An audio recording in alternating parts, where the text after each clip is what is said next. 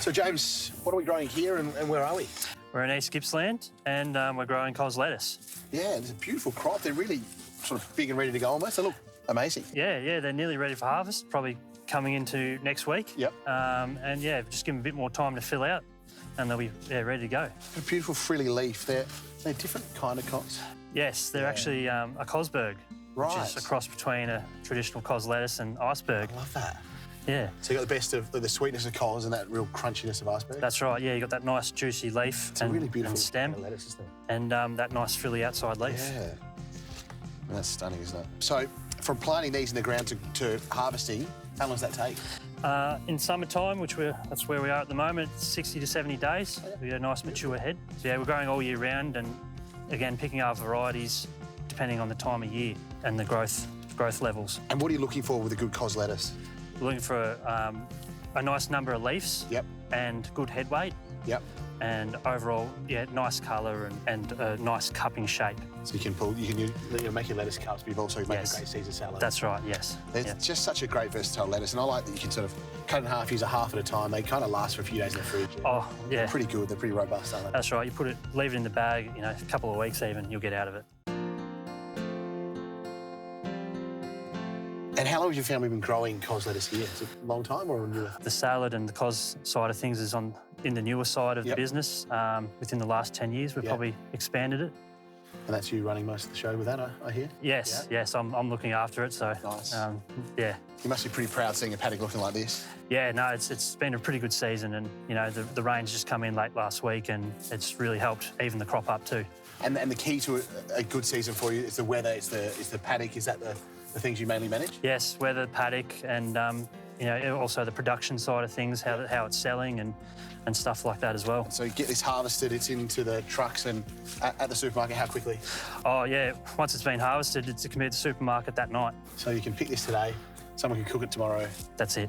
That's pretty amazing. That's when you get that beautiful, fresh, sweet cos lettuce, right? It is, yeah. I love it. And tell me the future of the farm here. You got plans to keep doing more interesting varieties of lettuce? Yes, we are. Yeah, we're always trialling different varieties and different, depending on people's needs, what they want in a cos lettuce, because there's many different types that you can grow. Yep. And obviously a crop like this, it looks amazing, but it's not easy. What are the big challenges you have with? Yeah, challenges. Again, weather, depending on the season, and also your normal pests and diseases that can come into the crop. So it's a family farm here. There's lots of you farming. You've been involved since you were a little fella? I have, yeah. I've been driving tractors since I was a really young fella, even if I was just in the passenger seat with the old man and uncles. And yeah, just took off from there. I love it. Driving tractors. And you now still love it? I do. Love being outside and working around a good group of people. And your dad and your uncles must love having another generation on the farm. Third generation here? Yeah, I'm the third generation. It's incredible. Yeah. I love it. Well, hopefully a fourth and on, because you guys grow amazing things for me to cook with, so... Yeah, the fourth generation will be sitting beside me pretty soon, I think. In the tractor? In the tractor. Love it. He's excited? He's 2 years old, so... Oh, good. Yeah. So being the third generation of the farm, James, you've got big plans for the future? Yeah, we do. We want to increase our production and grow our customer base and really just increase our farm land holdings, and that's been really easy to do with the support of Rabobank over the last few years. We love what they do, we love what you do, so now it's time for me to do something. I've been talking too much and not cooking for you, so let me go cook something for you and show you what we can do with this beautiful lettuce. No worries, sounds good.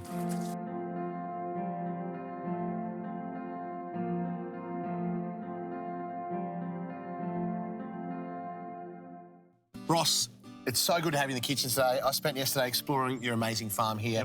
Had a great time with your sons, learning a bit about what you guys do here, and especially James showing us the cosberg. Almost got tongue-tied by the cos and the iceberg.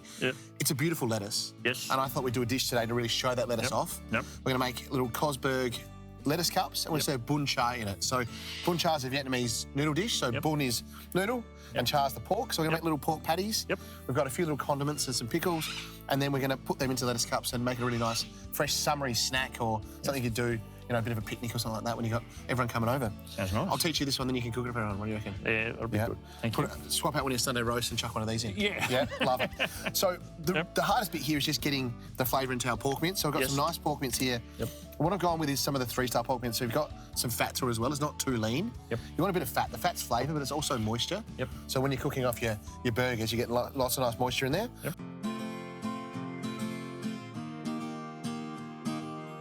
Now, I'm going to get you to add all the ingredients in. I'll do the mixing. I'll get my hands messy. You can, Okay. you know, you usually get your hands dirty out there, so I'll do it today. Not a problem. Start with the spring onions. Yep. Just finely sliced, nice and thin. Yep. You can always use a shallot if you want. Straight in there. Whole lot.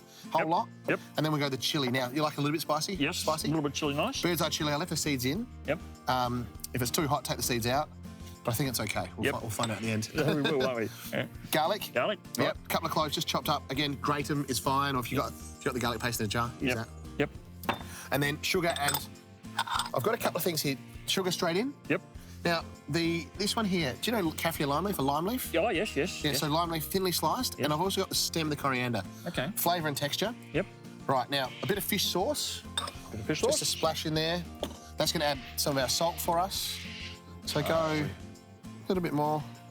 Perfect. Whoop. No, that's fine. Yep. And then a little pinch of salt as well. And then I'm going to mix it all together. Yep. And you want to really give it a scrunch to make sure that everything's mixed through into our mince, so you get a really even mixture of our fish sauce dressing and everything, and all those little bites of really aromatic flavour. So I'm going to really mix this, Ross, and get it all incorporated.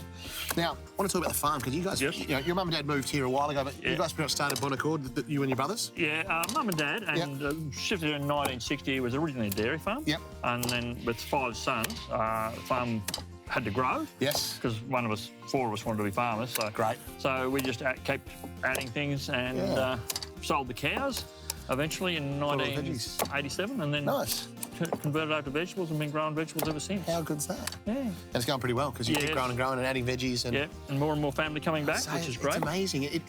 You must be so proud, because it's such an amazing family atmosphere here, and I've met different generations and different families, and it's really impressive. Yeah, it really is good. It makes me very proud that they all get on so well. They all complement one another that's so the cool brilliantly. Bit. Yeah. You know, when they all work together, there's never a dull moment, but there's never a harsh word spoken. That's so nice, isn't it? All work together. We don't do anything unless everybody agrees to it. Yeah. And it works. It really does feel like a family cooperative, which is hard.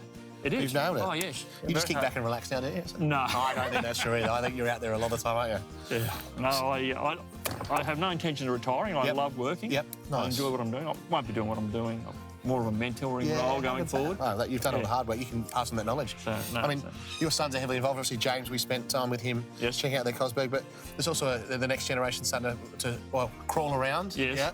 Yeah. Pretty excited to have them on the ground as well. That's right. You've seen one here this morning. Yeah, exactly. Crawling around. It's beautiful to see. Yeah, that's right. Oh, there's a lot of nephews and nieces are working here too. You know what I mean? And they're all great. They're all contributing. It's such a special farm. You know, we get to lots of farms and see second and third generations, but not such a wide, broad family doing it. So it's really cool to see how you've done it. Now, I need a bit of help here, a bit of mentoring. Yes. Can you add some oil to that pan for me? Because I've got dirty hands. Okay. So, little patties like this is what we want to make for our bun cha. Yep. Nice little quick pork patties, straight in there. Now you guys Perfect. You don't do pig here. You got some beef going on and some lamb. Yep. So you could always sub out the pork mince for beef mince if you had some beef mince in the freezer. Yep. Even some lamb mince would work really well as well. Okay. Or a bit of chicken as well would work good. So yeah, you don't have to use the pork. Pork's the traditional. Yep. And the cha bit of bun cha, the first the pork, but you could really do it with whatever. And if you wanted to, you could turn this into noodle bowls as well. That's how you'd get it. Yes. As a street food in Vietnam. Yep. But I like the little lettuce cups. You got the beautiful Cosberg. Yes. It's good. Sounds good.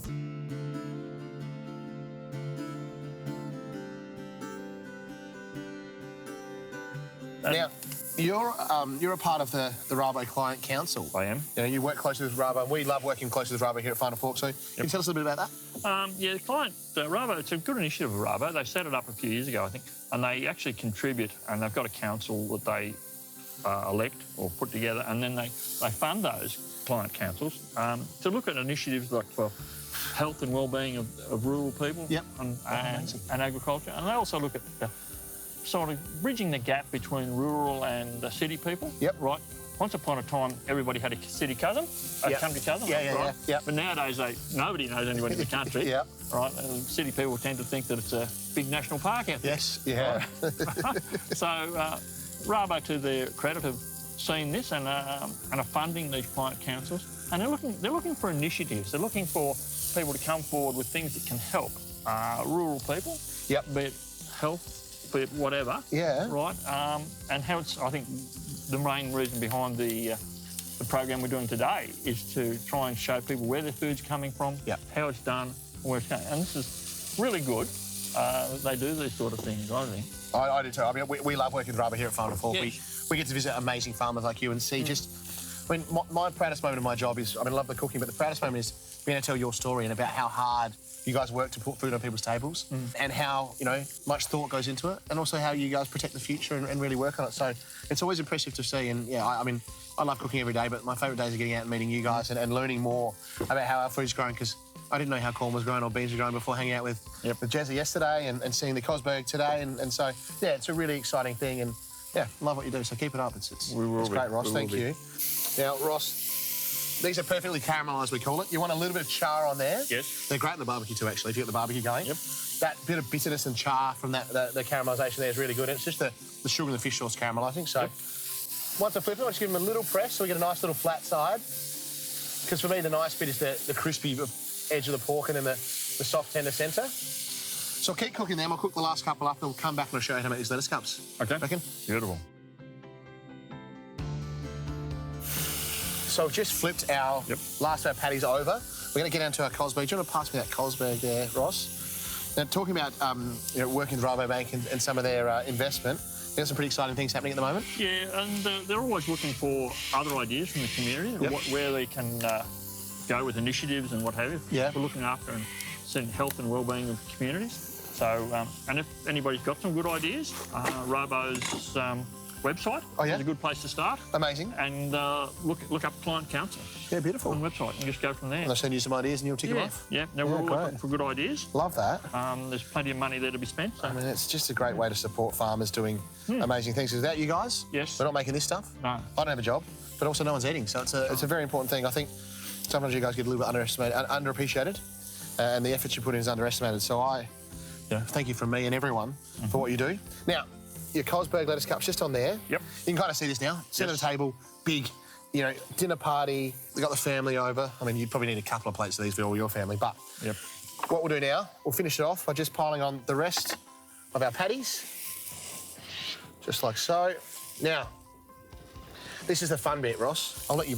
I'll show you how to build one. Then you want to build one? Yeah, it's all good. So I like the lettuce cup. Yep. Beautiful Cosberg, and then a bit of your noodles, which kind of holds onto your sauce and the juice from your patty. Yep. And then pickled carrots. I like cucumber. Little birdie tells me you might have cucumber yours, which is totally fine. A bit of extra chilli. Yep. Some coriander. And then this is our dressing. So this is the only other thing you have to make. It's really simple. Just a little knock charm dressing. Yep. So we've got fish sauce, lime juice, sugar, chilli, a splash of vinegar, some garlic, and some coriander stem. Okay. And then little patty straight on top. Yep. And you rip in. Yeah. So you build yours. Okay. Or cheers and we'll eat it together. Righto. Sounds good to me. And then, you know, like I said, on the barbie, you can do this. You can set up as lettuce, you know, as little bowls as well, chop everything up a little bit smaller. Yep. But I think this is a nice way to do it, especially if you've got a paddock full of perfect Cosberg out the back. The Cosberg is a very good product. It is, you know, and I'm excited about it. It's a new thing to market as well. Yes. And you guys are doing such a good job with it. And it lasts for days in the fridge. And the texture, you know, it's the best of both worlds, right? All right. Yeah. Ross, thank you for all you do. Congratulations and cheers. Thank you, Michael. Oh. Beautiful. Very nice. I'm happy with that. Mike, invited back here? Absolutely. Amazing. Thank you.